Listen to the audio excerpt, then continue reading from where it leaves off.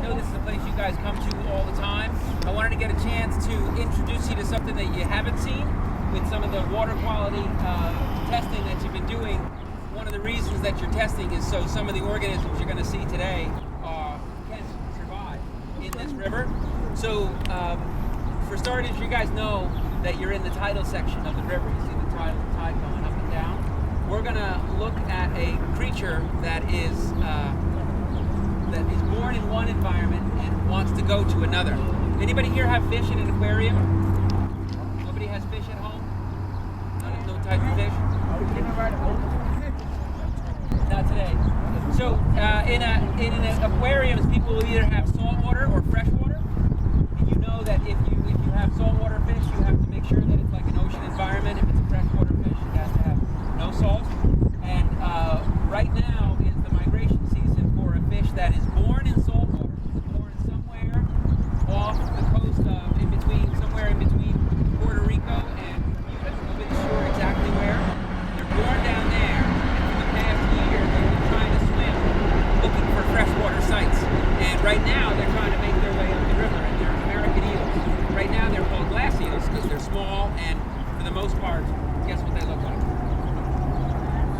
Glass. Yeah, they're clear. They're transparent. It's a way to avoid predation. They only travel at night because they don't want to be seen by all the birds that want to come and eat them and all the other big fish. And so what we do, instead of putting out a net to catch them, we put these things out.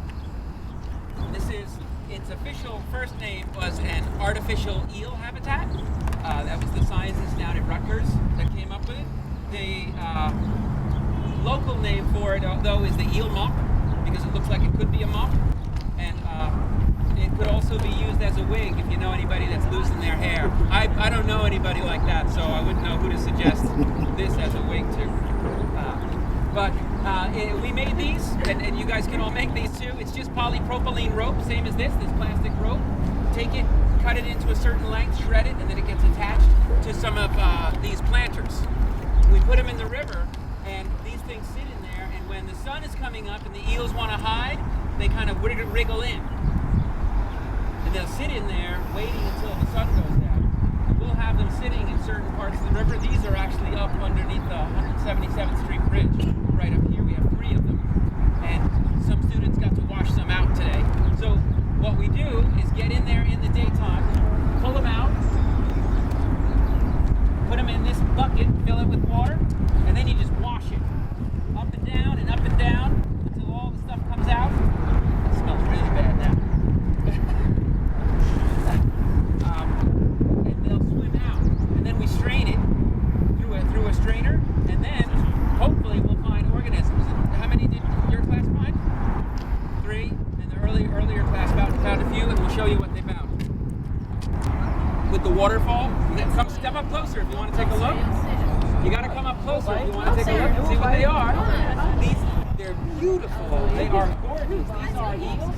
They're ugly. What do they look like?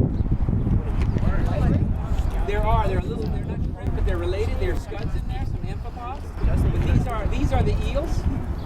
These guys swimming around. But what would you compare them to? Yeah, but they kind of look like snakes. But they're not snakes. They're not related. They're fish. They just evolved to be like this. Nope. The only eels that shop are in South